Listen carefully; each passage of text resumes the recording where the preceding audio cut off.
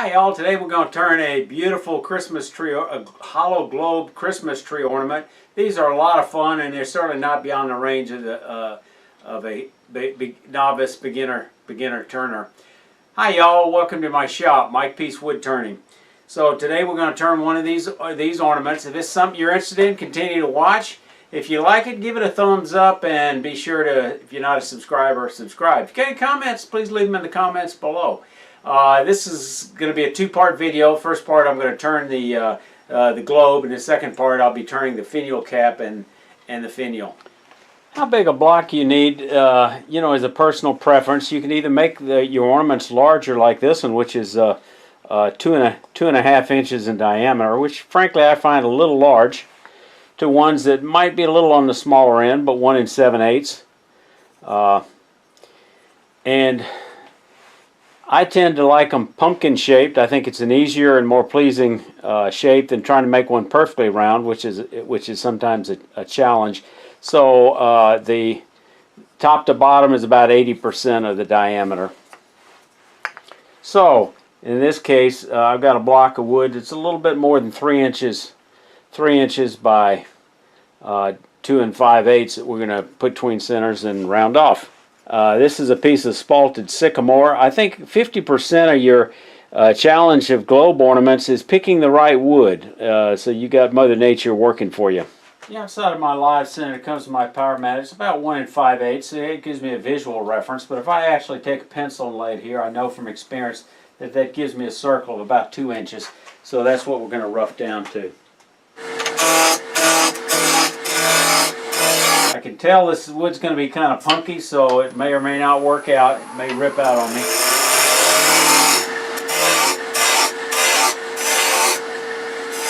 Now we're going to put a tenon on the end. Hold this in the chuck. It's pretty wood, but it is kind of punky, so I'll just have to make very clean cuts and hope for the best. As I say, my preferred shape is pumpkin shaped. Since I've made this diameter 2 inches, 80% of that's 50 millimeter, 80% of that is 40 millimeter, so I set my calipers to 40 millimeter and then simply mark that edge off. And then I'm going to go ahead, I know that pencil mark will disappear in a heartbeat, so I'm just going to go ahead and take a parting tool and define that depth. But only a little ways, because I want to leave as much mass back here for hollowing as possible. Now I'm going to get an eye for where the center of this. I'm not going to measure, I'm just going to visually mark it. Then I'm going to start shaping this a little bit on both sides before I start drilling a hole. So now I just start roughly rounding over. It's just a large bead, flat, ride the bevel, ABC, anchor the tool, ride the bevel, lift the handle till it cuts, rotate it, twist, and lift. Rotate it, twist, and lift, and swing it around.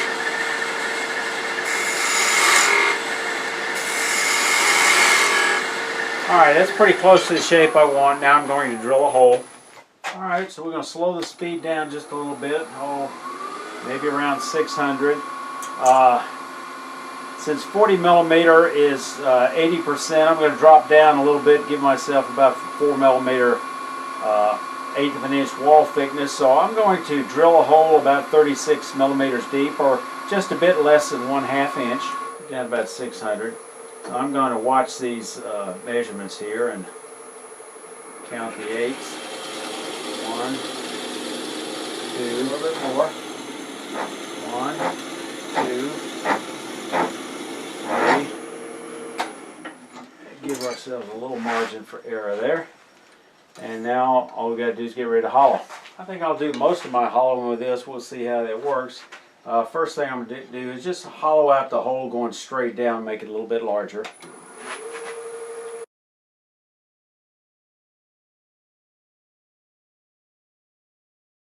Get the speed up a little bit, maybe 14, 16, 1800.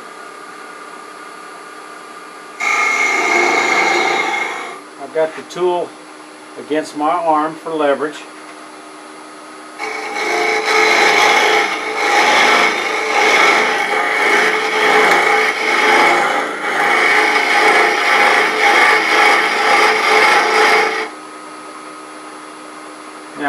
this hook and I'm going to go in at least a little more than 1/8 of an inch. And get that shoulder.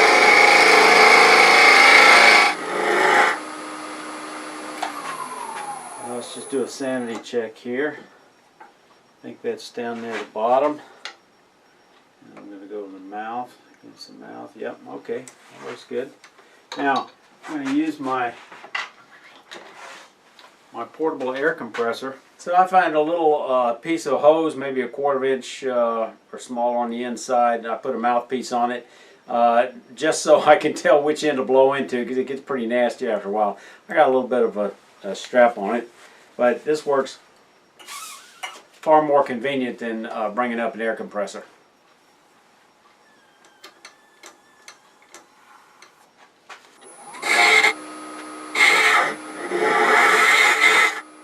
So we get the little calipers, and we know we got a long way to go, but surprisingly we've got the wall thickness down actually pretty thin. And we're going to double check the depth, see how far we got. Actually, it's almost where it needs to be once I bring this thing down. So we've just about hollowed. You can see how quickly that goes. Now I'm going to go ahead and start bringing this down a little bit with a parting tool on this side.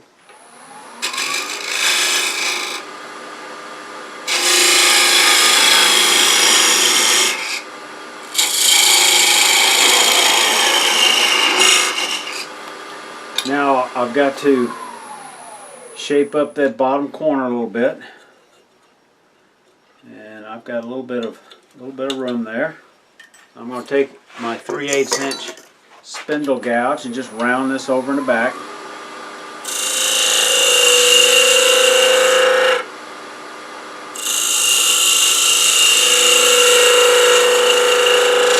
That shatter lets me know I'm getting fairly thin.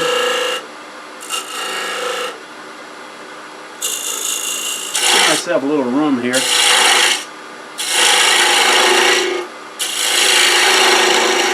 Gonna get rid of that waste. Now I can move over a little bit and finish rounding that off.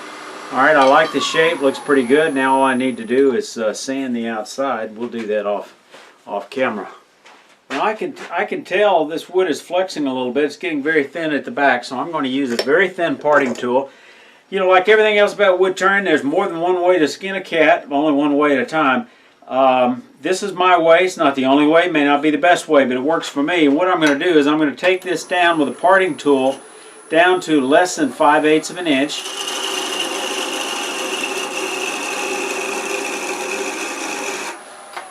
And now I'm simply going to drill and let the drill catch this as I come through.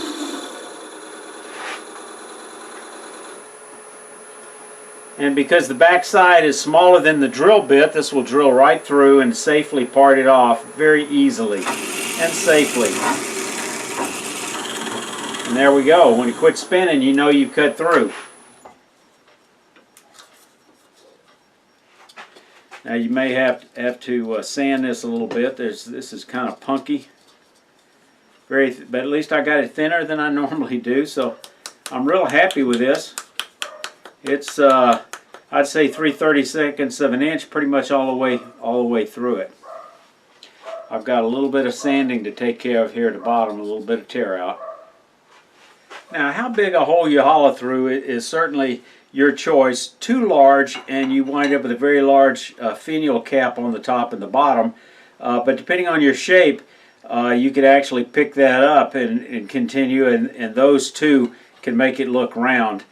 I find 5/8 inch on the top and bottom to be best for me. I know there's some folks that might hollow through a larger opening, maybe a 1/2 inch on the top, and then they'll cut it out with a 3/8 inch on the bottom. I find it confusing. I forget what the size is, and I get confused on the tenons on my finial, so I like to make them both the same. 5/8 I think is a reasonable size. Here's another little trick. It's a plumber reamer. This one's 5/8 of an inch. You can get them a 1/2 inch, but I find the 5/8 inch is better. This is great for opening up a lot of holes, and I can just simply put this in here and And just clean this hole out to exactly 5/8 of an inch. And glue will take care of the rest of it. Okay, let me show you some of the tools that I use to make these various size globe ornaments. First and foremost, there's a depth gauge. This is an inexpensive one. It came with a Harbor Freight set. But you can also make one. I did a little tip video a while back. Piece of brass rod, friction fit will accomplish the same thing. And then you just simply transfer that to the outside to see exactly where you are. Are you near the bottom? Make you a set of calipers. Spring steel works the best because they spring back and forth, come back. You could use copper wire, but it tends to move too easily. Same thing with coat hanger wire. If you're desperate, you can use that. But if you can't, find you some spring wire, and simply you get a distance here, say a 1/2 inch, and then when you put this inside, you just measure the gap, and you can see how far you've got to go. You can do this end going down near the front, and then you put the deeper end. One end is deeper than the other.